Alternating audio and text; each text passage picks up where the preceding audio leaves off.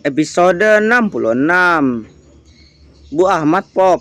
Belakangan ini aku sering merasa pusing dan mudah lelah. Awalnya aku rasa ini mungkin karena usiaku yang sudah semakin tua. Aku mulai mengurangi aktivitas sosialku. Tapi aku masih merasa cepat lelah. Walau hanya duduk di rumah tanpa melakukan aktivitas apapun. Ada yang kurang nyaman selama diri ini rasanya. Belakangan aku juga sering pusing dan mual. Aku pergi menemui dokter Dedi. Dia adalah dokter langganan keluarga kami. Setelah melakukan beberapa pemeriksaan, dokter Dedi meminta untuk melakukan pemeriksaan yang lebih intensif. Untuk mendapatkan hasil yang akurat, dia takut salah diagnosa. Aku pergi dan mulai mengikuti beberapa pemeriksaan yang dia sarankan. Kini saatnya melihat hasil pemeriksaan kesehatanku.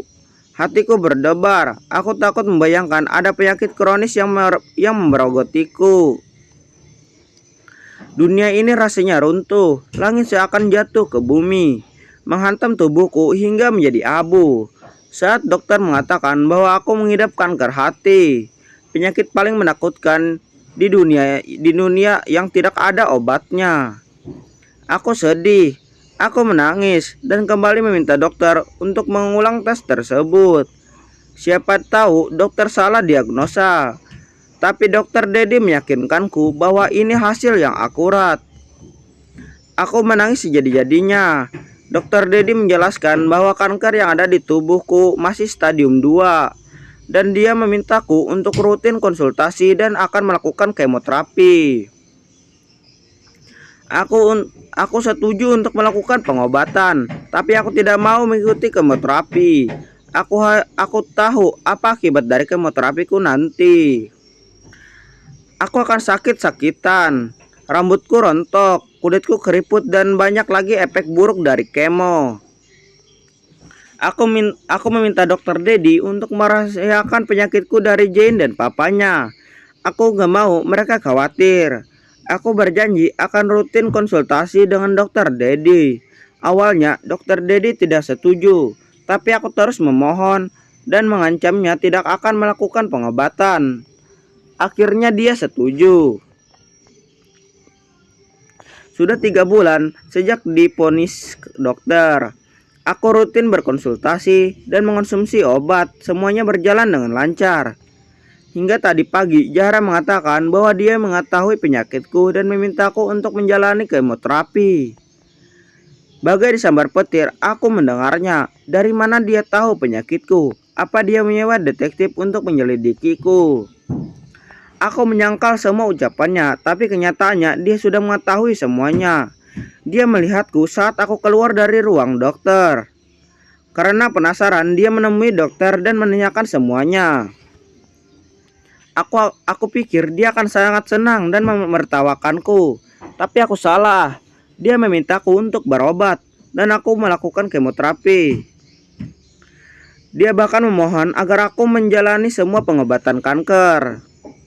Apa aku salah sangka dengannya selama ini? Apa aku sudah salah menilai dirinya? Entahlah, aku masih belum bisa mempercayainya. Tapi sikapnya menunjukkan bahwa dia tulus padaku. Dia peduli dan sayang padaku. Aku mengancamnya agar dia tidak mengatakan pada Jane dan suamiku. Aku akan memberinya pelajaran kalau sampai dia mengatakannya. Kemudian aku meninggalkannya. Aku lelah, pertengkaran kami tadi menguras semua energiku.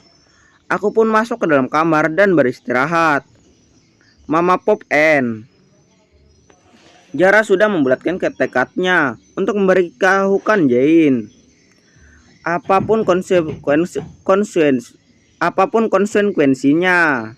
Walau mama mertuanya akan menghukumnya, Zahra sudah siap. Yang penting mamanya segera berobat dan sembuh.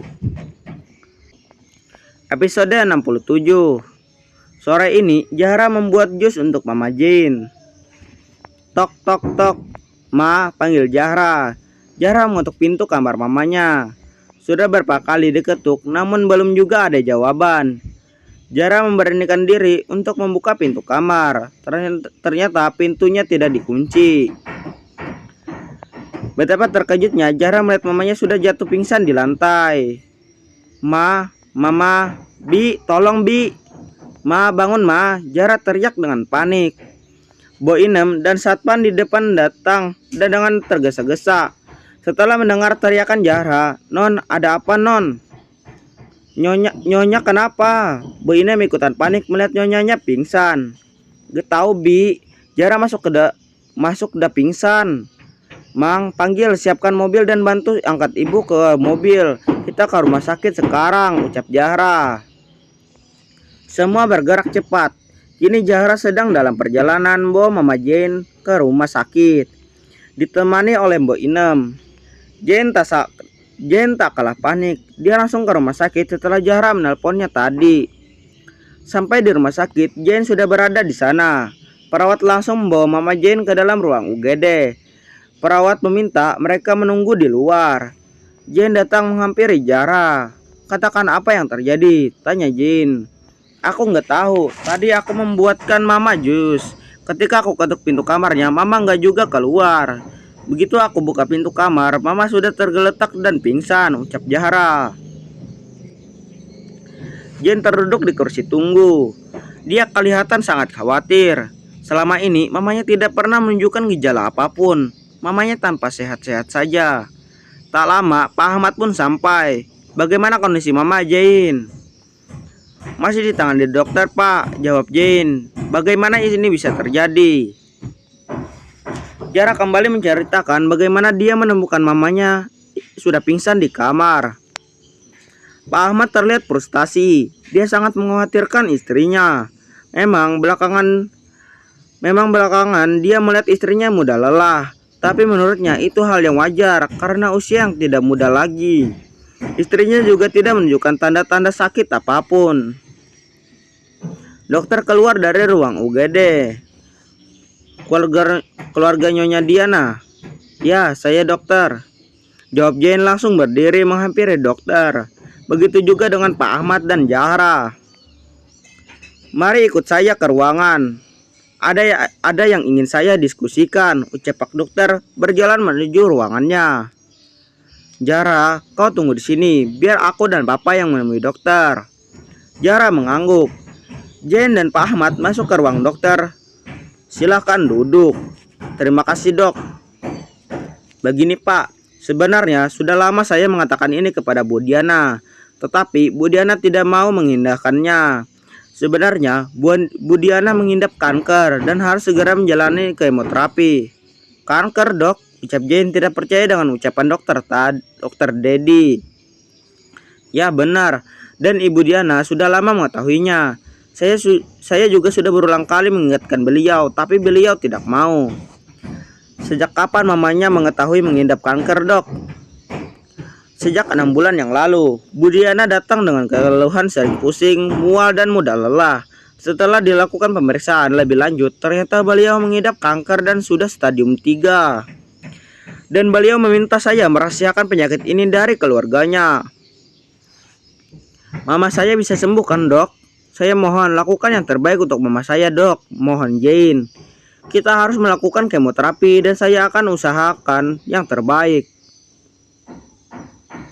ucap dokter Dedi. Pak Ahmad tidak berbicara sepatah kata pun. Dia duduk lemas, sungguh sesuatu yang sangat sulit untuk dia percaya. Istrinya yang selama ini terlihat baik-baik saja ternyata memiliki penyakit yang sangat serius dan membahayakan nyawanya. Rasanya bumi seakan runtuh, kakinya tak mampu lagi berpijak.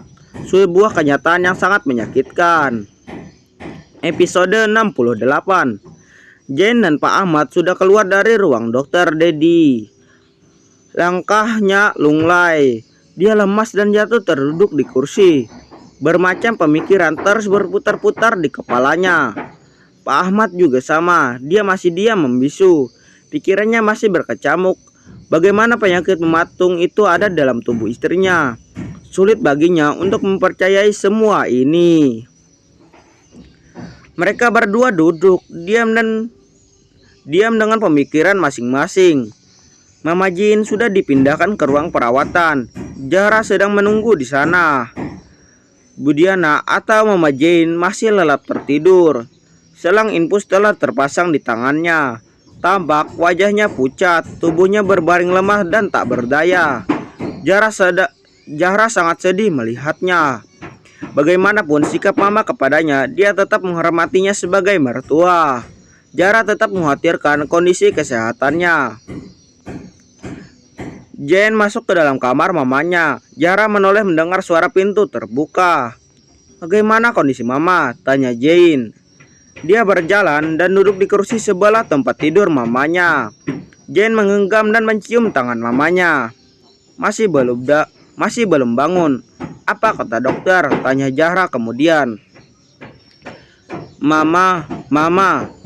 Jane terisak dan tak sanggup melanjutkan kata-katanya. "Mama terkena kanker," ucap Jane pelan. Namun masih dapat didengar oleh Zahra. Zahra membelai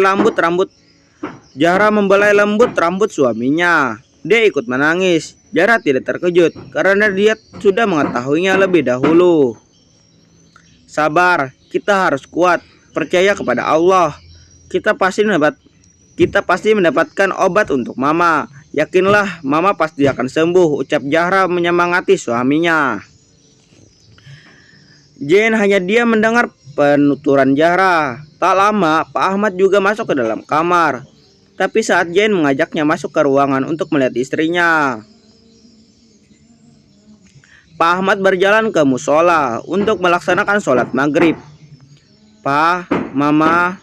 Zahra tak melanjutkan ucapannya. Pak Ahmad tersenyum tipis. "Mama pasti akan segera sembuh. Kamu tidak perlu terlalu khawatir.